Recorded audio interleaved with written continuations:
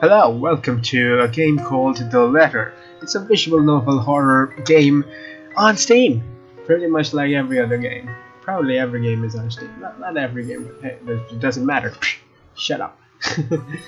If I had to compare it with I haven't seen it, I haven't played it, but like, I've seen the screenshots and stuff. It looks a lot like Corpse Party Book of Shadows, which is really cool. I really like that game. Yeah, so visual novel, a lot of reading to do, and apparently they have voices in the game for the dialogues, so I won't read it, so it's be cool. Let's start. What am I talking about? New game! Let's go! God damn it. I have a feeling I should turn down my audio. Don't know about it though. Prologue. The Ermengarde Mansion. Is that how you pronounce it? I don't know. It was built for Lord William and Lady Elizabeth Ermengarde of Luxbourne, humble ambassadors of peace beloved by their people. Both were well known for their compassion and generosity, never failing to extend a helping hand to anyone in need. Under their influence and wealth, what was once a small, sleepy village grew to a prosperous and bustling town. However, seasons of joy eventually ended as when the good nobles perished at the hands of a great plague. I guess it's pronounced plague. Their riches and legacy were henceforth passed on to their only child, Lady Charlotte Ermengarde. ... The mansion has stood since the 1620s, a witness to a very long history of joy and pain. After Lady Charlotte committed suicide, the great house was eventually left uninhabited. That is when it began. Surrounding villagers spoke of seeing and hearing unearthly things, of cries and howls that filled the night, and hearsays of a mysterious woman roaming the hollowed halls aimlessly. People who dared enter its walls were simply never heard from again. Even after 400 years, these stories remain much like the house itself.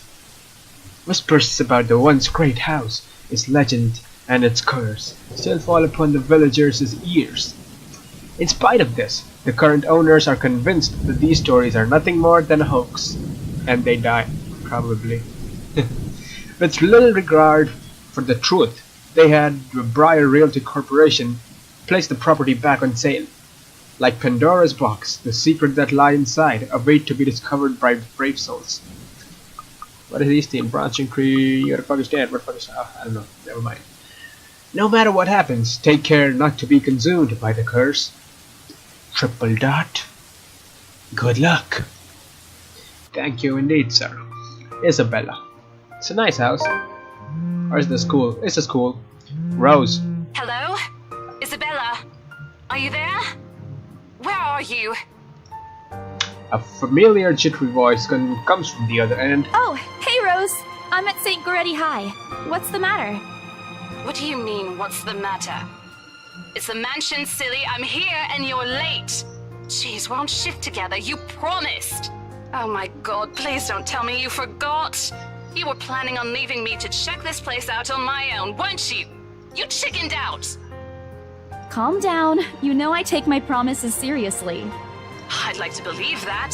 So hurry up and get here. Get here, boy. This place is huge. A bit too quiet since no one's lived here since, like, forever, but beautiful nonetheless. Why are you so surprised? This isn't the first time you've been there. I know. I just wish I could live in a place like this. It really takes my breath away. Yeah, well, I wouldn't be so sure about that. Not after the rumors that say it's haunted. Jeez, never mind those rumors. Ghosts aren't real after all. And even if they are, which they are not, they can't do anything. Oh. They're nothing but spirits. That's where you're wrong, boy. You don't know that! They might be listening or watching right now, and they might not be happy with you enough to curse you. No offense, sweetie, but that's a bit of a stretch. Believe it or not, it's better to be careful. Right. You know, not every property we sell will end up with a dead body stuffed in a sofa. And I think that mansion is where we'll likely find another one. I can feel it. That was one time, Isabella. Loosen up. Wait, just get here ASAP, please. I'm getting bored being here on my own. Well, apparently Rose is British, kind of. I don't know. Fine. Let me just finish up here. I'll be right there soon. Okay, see you. Bye. She hangs up before I can respond. Rose, still charming as ever. Who was that? Who was that? Question mark. I look up from my phone to see Rebecca. Becca! Giving me a questioning look. Oh, that? It's just Rose. Wait, is it? What? Rose? The one you said who trained you for your job back when you started? Whoa, it has animations and shit. It's the coolest visual novel. Like, having voice acting. Yeah, I don't think I've ever seen any visual novel have voice acting. Anyway, let's go. Let's continue. You're working together again? I'm sorry about that. Let's save. Just for this property. We've been scoping out that big mansion down Anselm Village after the renovations. Today's sort of its grand opening to the public. The RC wants to give it one last check before we let potential buyers tour it this afternoon. Oh, wait, mansion? That big spooky one you've been telling everyone about? Didn't you keep saying how it just gave you the creeps? You actually went there? And you're going back? Well, I did promise Rose I wouldn't ditch her. And besides, a job is a job. Gotta do what you gotta do to make a living. As soon as those words left my mouth, Becky left a sharp. What's so funny? Nothing. It's just that I didn't expect you to say that. Coming from you, it sounds so out of character. I mean, no offense, but you've been freaking out about the place being creepy ever since you got assigned to it. Cursed rumors and all. I honestly thought you'd back out. Not all the time. I could really use a huge amount of cash right now, and this is just the fastest way to get it. Or you could rob a bank. Just saying. Plus, listen to this. Briar Realty wants it sold as soon as possible, and the agent who lands the deal is going to get a huge bonus. Or you could just rob a bank. Just saying. They never give bonuses like that. Getting that would make life so much easier. They're desperate, I'm desperate, it's perfect. A sympathetic look crosses her face. You know, if you're really in urgent need of money, you could have just asked me. Holy shit, that seems perfect. Or Ashton. Oh, these people give out money for free? We can always let you borrow, and you can pay us back whenever. Whenever basically means never. You know. I have to keep myself from groaning out loud. In the years I've known her, I can already tell what to expect when she has that expression. Becca! I've noticed that you've been living off instant noodles these past few weeks. Instant noodles are not so bad. She crosses her arms and grimaces at the thought. Her voice slightly rises as she begins to scold me. Instantly, I'm reminded why Becca is excellent at her job teaching boisterous teenagers. I said what? They're the teachers here. I thought they were the students. Stop eating junk. They're cheap, but they're not good for you. You'll definitely end up in the hospital if you keep at it. Here we go again. There we go. I eat other things. I eat other things too. Yeah, boy. I fold my arms across my chest, mimicking her posture and giving her the best frown I can.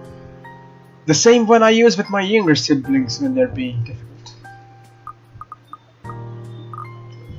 Instead, she only raises an eyebrow at me.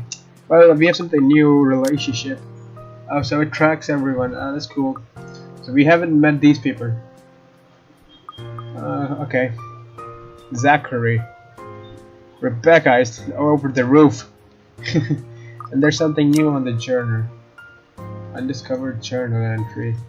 So what is it? So why is it new? Profiles, okay. Okay, that's us. Maria Isabella Grace Cruz Santos. Damn it, that's a fucking long ass name. May 28, 26 years old. Gemini. Gemini. I'm Gemini too. I like it. Occupation is estate agent. So what are you guys doing at a school? I don't know. Filipino. Fine arts undergraduate. like cinnamon rolls, dog food. What? Oh, dogs food. They're two separate things. Police, procedural dramas, comedies, karaoke, whatever. Okay, whatever, fine, neighbor. Oh, so they're neighbors. Okay, whatever. If you want, you can read it.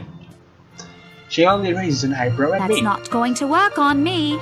And I saw it when you were cleaning your flat last week. The instant noodle cups outnumber everything else. Damn. You're just exaggerating. Did you even see what's in my cupboard yet? I'm not just living on instant noodles alone. I've got canned beans, peas, tuna, ham, and even hamburgers in there. Damn, even hamburgers. Holy shit. Becca's wrinkling her nose by the time I get to the end of the small list.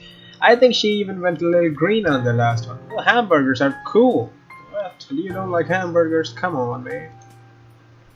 I would have laughed a little at that if I would have laughed a little at that if I didn't know it would only need more reprimands from her. Aren't those the same ones you won from the grocer's raffle more than a year ago? Well, hamburgers are hamburgers. What can you do about it? Oh, I sincerely hope you're checking the date stamps on those things before eating them. I don't want a repeat of last year. In any case, those are still not exactly healthier choices, Belle. She shakes her head, possibly laughing at some funny distant memory. When she looks up, I immediately brace myself. More word from her. Sometimes it's just better to let Becca talk until she's out of things to say. But when she turns her attention back to me, there's only warmth in her smile. What am I going to do with you? She says this more to herself than me, her voice shifting to something kinder, even motherly if I'm looking for an exact word. I hope you know that it's impossible not to worry about you when you're like this. You don't have to keep eating the same thing. I already told you before. You're always free to reheat food in my fridge. Thanks, Becca. I really appreciate it, but you don't need to keep babying me. How can you reheat food in the fridge? I mean, fridge is equal to cold. You reheat food in the microwave. But she just said you can reheat food in the fridge. Are you fucking stupid? Anyway. You've been taking care of me since after I moved here. You have to take a break sometime. And before you ask again, no. You know I'm not a fan of borrowing money. And I'm not going to ask you to give me what you earned hard for yourself. That's right. You and your pride. But suit yourself. I mean, if you still want to give me money, I don't have a problem. The offer stays on the table, though. I nod in response to get her drop the topic. But I'm pretty certain I'll never take that offer. Ever. It has nothing to do with pride. I've simply seen plenty of times how friendships can take a turn for the worse just because of a few unpaid debts. I don't want something like that to happen between me and Becca. We may argue about a lot of small petty things, but she already feels like a real sister to me. I don't want to lose that friendship over something so trivial. Becca, taking a quick glance at something behind me, probably the clock hanging over the notice board, snaps me out of my thoughts. Well, enough chit-chat. Lunch is ending, and my students will be back any minute. We can catch up later. Good luck with your clients. You better treat us to lunch or something if you get that sale. Sure You thing. bet. Sure thing, boy. With a small smile, she returns to her desk and begins sifting through the papers of a rather thick history book. She's probably working out her lesson plan for next week. Or trying, at least.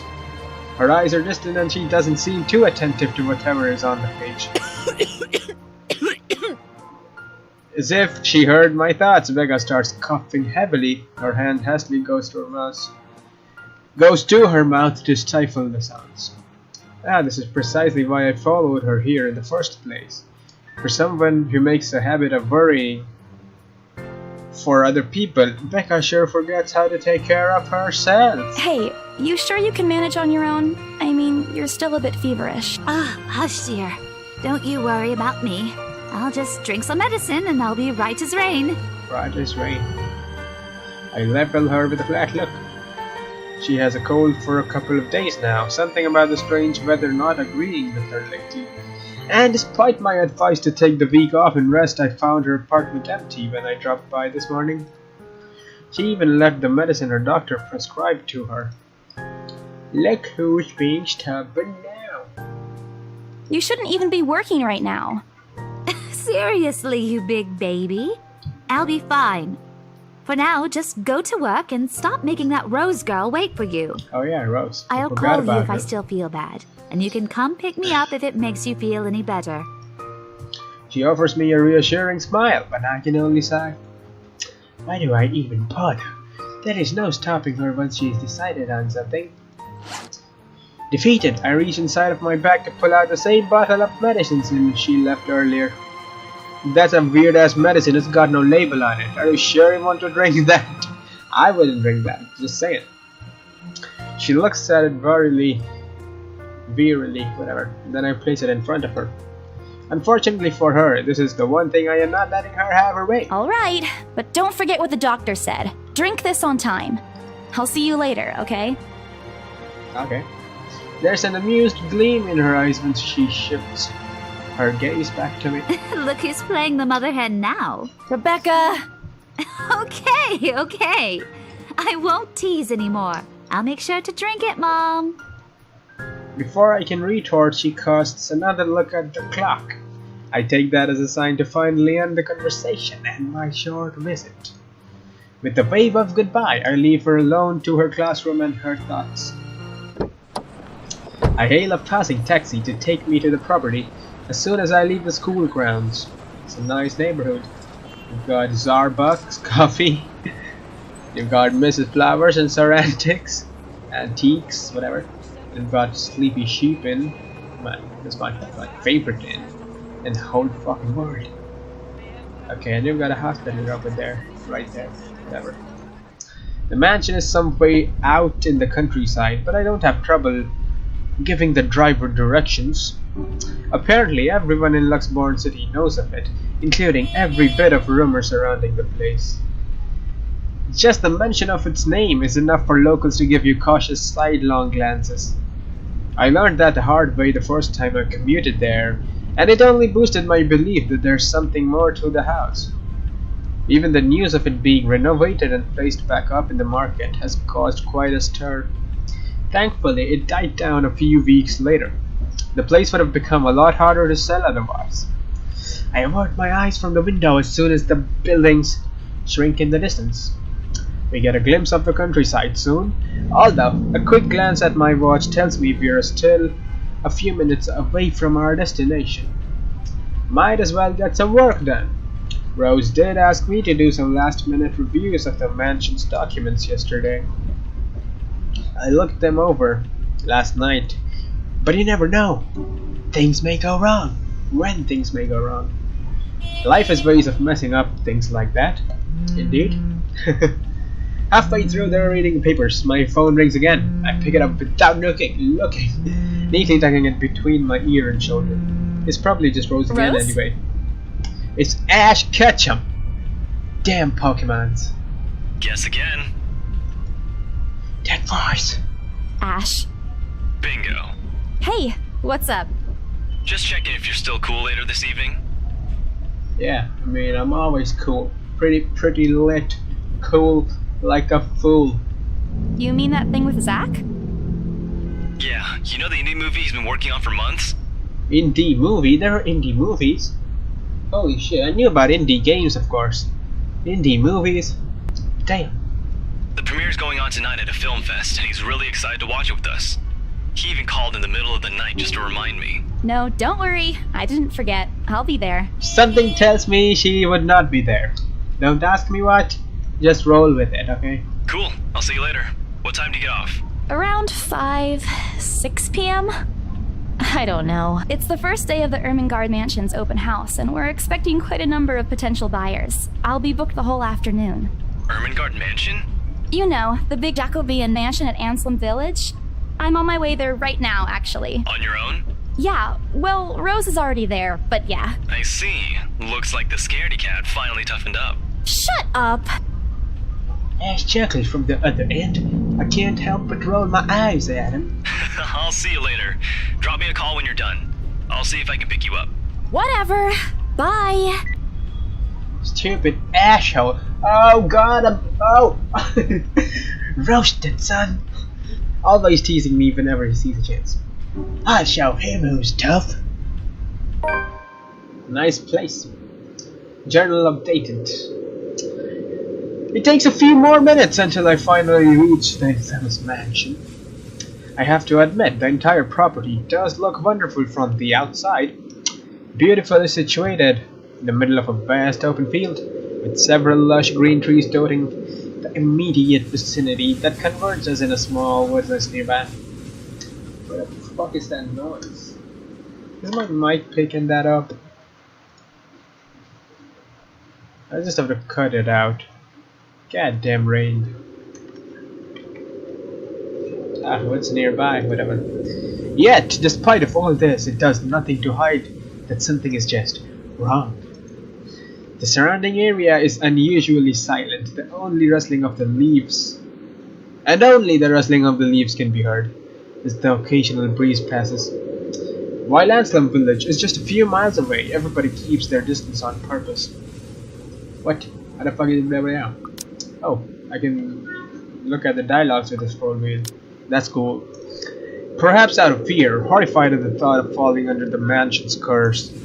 Somehow, it makes me feel sad. The lack of immediate human presence just makes this place all the more eerie than it has any right to be. If it's uncanny in broad daylight, I can't imagine how this place is going to be at night. Are you planning to go inside that place, Missy? Shut up! This is my taxi drive. Without completely taking my eyes away from the house, I give the driver a confused nod. A beat passes while I wait for him to say more, but his only answer is a non-committal hum and a return of my nod. Belatedly, it occurs to me that he must have been waiting for my payment. I mentally slap myself for spacing out and promptly hand him the fare with an apologetic look. I expected him to leave as soon as I've paid, but there's a hesitant expression on his face, as if something hasn't been said yet. Is there something wrong? Look, Missy, I'm sure you've heard what the people are telling everyone about that place. Nobody likes to be disturbed when they're at peace.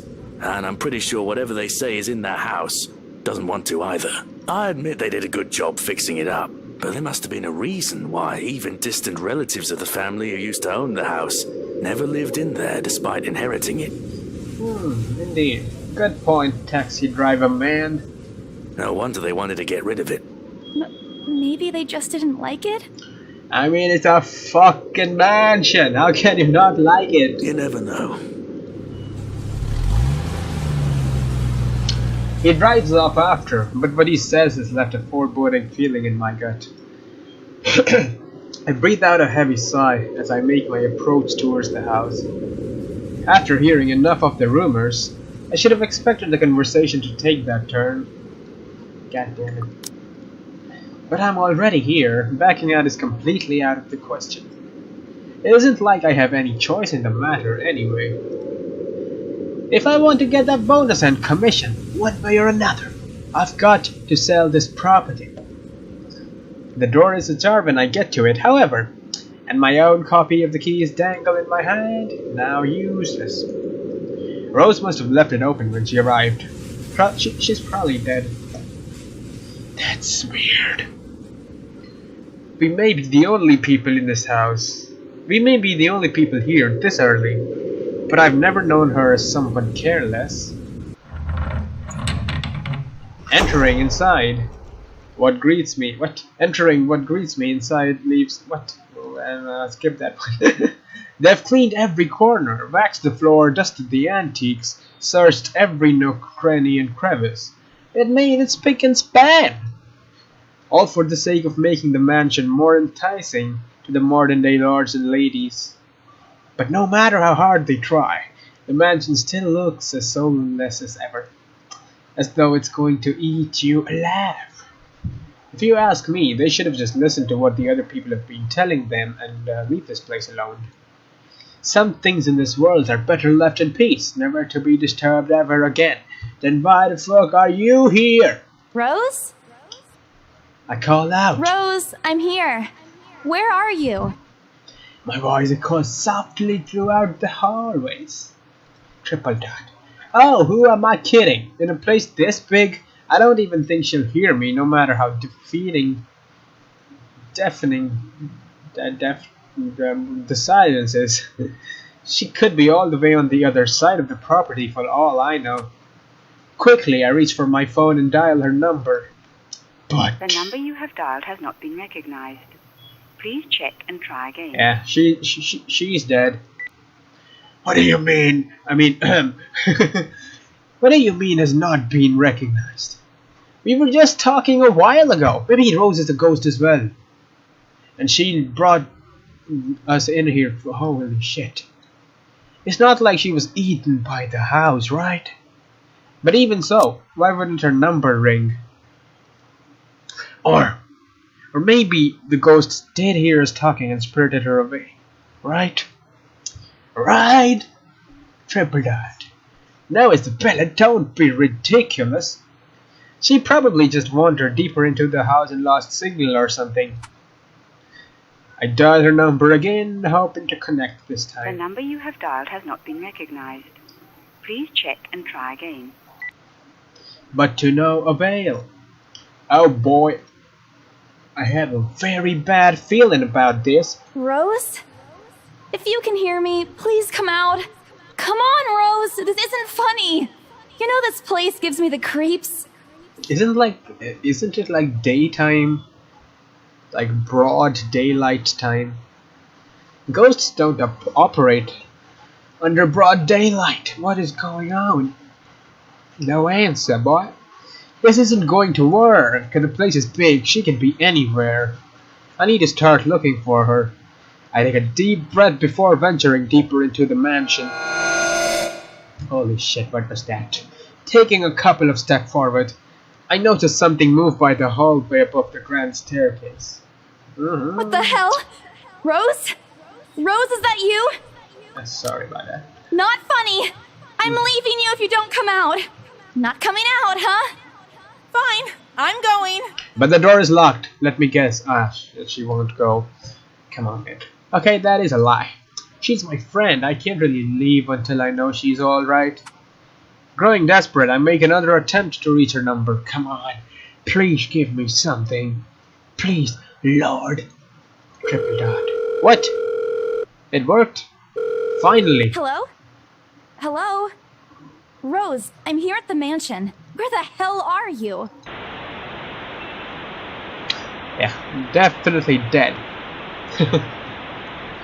I sincerely hope it doesn't get cut off again before I can get an answer from her.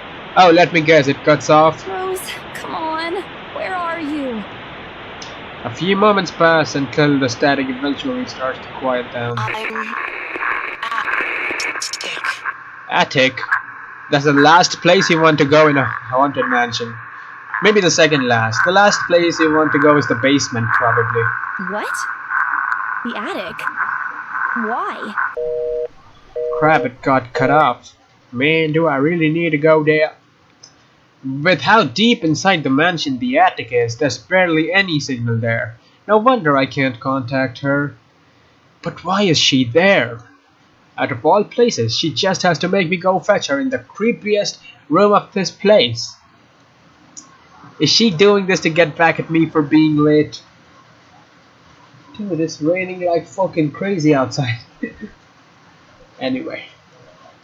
Whatever, I'll just go. The sooner I meet up with her, the sooner I'll feel better about being here. I carefully make my way up the staircase. My legs wobble as I mentally curse the fact that I've chosen real estate instead of picking a career that doesn't involve strange abandoned houses. Upon reaching the top, the grand hallway greets me. It branches out to two major wings of the mansion, the east wing and the west wing. There are two attics here, one on each side, but the east one has been converted to a storage room of sorts, and somehow I find it at least likely for Rose to wander there by herself. Besides, she never did like going into stuffy storage rooms. So I head towards the west wing first, where a simple wooden door at the end of the hall opens to a small room. Inside is another set of steps leading to the second attic. Unlike the grand staircase though, the stairs to the attic are steep and narrow, made of old stones, and covered with a thick coating dust that kicks up into the air with my every step. Thank God it's still daytime. If it isn't for the light streaming through the door behind me, I may easily stumble and fall. With how old the place is, there are no light fixtures to illuminate the cramped up passage. Why didn't they bother to add one here when they renovated? Sheesh, they did it with the rest of the house. A small bedroom welcomes me at the end. Wow, that's a nice bedroom. It looks exactly like as it did since the last time I've been here, full of dust, worn out and faded by time. Oh, and I thought they cleaned everything. Did the crew miss out this room? Cleanliness is the least of my concerns right now. The more pressing matter is in Rose. She's not here. Was I dreaming when I talked to her a while ago? Did I mishear her? No, it couldn't have been a dream. After all, the creepy ambience of the state is doing such a remarkable job of making sure I stay alert and awake. And I'm sure she said she's here in the attic. Is this a prank? Just a prank, bro? Or maybe the phone call was Rose's last message to me before the curse got to her. Well, shut up, brain. You're not helping. Don't make this scarier than it already is. But if she's not here, then where is she? Triple dot. Oh my fucking god. What the hell was that? Triple dot. That's it. Can't do this anymore. I'm leaving. We must have angered the spirits living here. I knew disturbing this mansion was a bad idea right from the very start. But nobody listened. Be fucking realistic, they said. They think I'm a cuckoo because they believe in curses and ghosts and all that. Me and my outlandish backwater country beliefs. I've always strived to be a model employee, but this is no time. No. I'm turning back for the sake of my sanity. Briar Reality can find another agent who's more fucking realistic to tour people around this haunted house. Before leaving, I take one last look at the gloomy old room, just to check. Huh? What's this? My worries about Rose's whereabouts must have caused me to miss it when I first entered the room. But there's clearly something on the floor. It looks like A letter? a letter. Lying on the ground a couple of inches from my feet. Out of sheer curiosity, I lean down and pick it up. Strange. I don't recall seeing this the last time I was here. A few days back, me and other agents inspected the mansion to prepare for today. I had been the last to look inside the attic and leave, and this certainly hadn't been there before. Someone must have left it in this room since then. Did Rose leave this for me? Was she here a while ago? I can't have missed her though, can I? There's only one set of stairs from the attic. The letter isn't exactly in pristine condition. In fact, it looks rather ancient. The paper is so thin and rough, I'm worried it'll fall apart if I so much as touch it. With great care, I open it, and what I read shakes me to my core. What? What? Oh my god. It's just people asking for help. Apparently they needed to write it 1, 2, 3, 4, 5, 6, 7, 8, 9, 10, 11, 12, 13, 14, 15. 15 times! With blood. But whatever catches their fancy, I mean, you can't judge, right?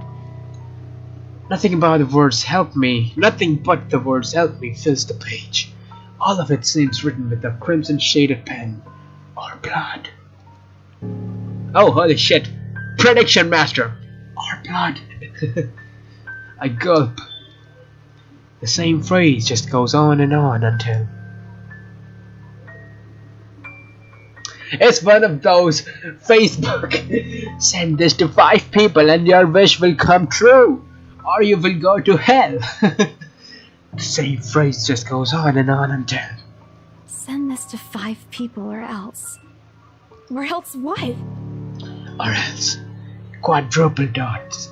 Or else what? You don't talk to letters. Just saying, Isabella. You don't talk to letters.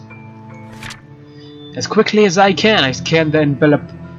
I scan the back of the paper and peek into the envelope to make sure I'm not missing out on a second page. But there's nothing. No. Oh, please, no. My hand trembles. A dread creeps over me. The room is suddenly getting colder. I need to get out of here. Folding the paper in half, the sight that greets me in the next is frozen me on the spot.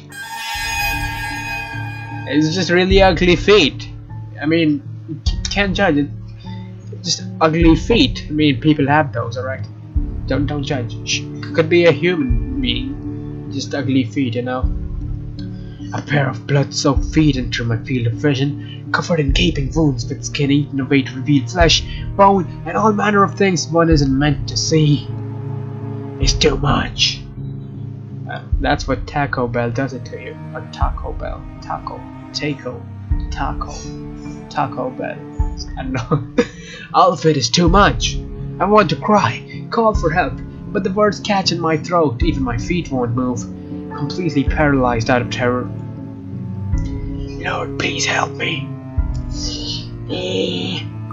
You know what? Just gonna save here. You know, it could be a human, just as I said. I'm sticking to my theory. Look up. I need to face it. Whatever this feed belongs to, I need to face it. And if I'm going to die, if they're going to kill me, at least I'll know how my killer looks like. Not that it helps me, but at least I'll know. A cold comfort. So with a deep breath, I summon every ounce of courage I have left in me and shift my gaze upwards. Well! Please, don't hurt me! God damn it. No! God damn, I'm dead, aren't I? Without thinking, I scramble towards the door. I struggle to open it, but it won't budge. Stay away! Go away! Please, Lord! Make it go away! Why now? Why won't it open now? My heart sinks as reality dawns in. I'm locked in. Locked in with that thing. Let me out! Let me out! Lord, please, let me out! It slowly approaches me as I wrench the doorknob violently back and forth. Zed! I'm tapping it! I'm tapping it! Tapping it with all I've got for it! It's gone. Oh, all you gotta do is tap Zed. Good thing Isabella had a keyboard out there. Or maybe she did that on her cell phone. Where is it? Oh, God damn it!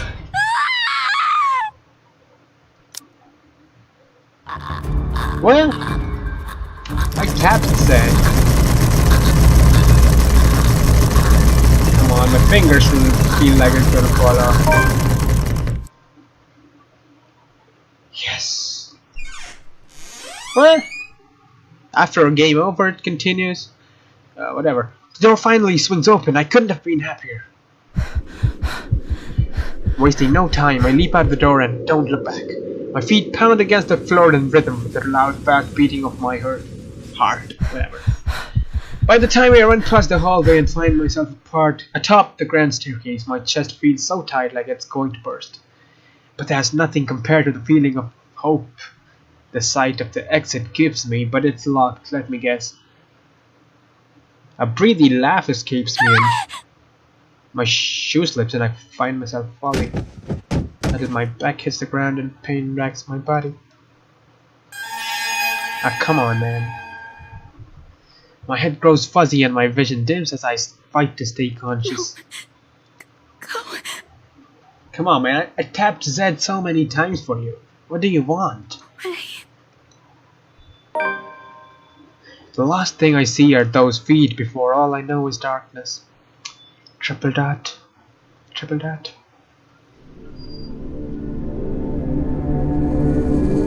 Maybe the ghost ones help.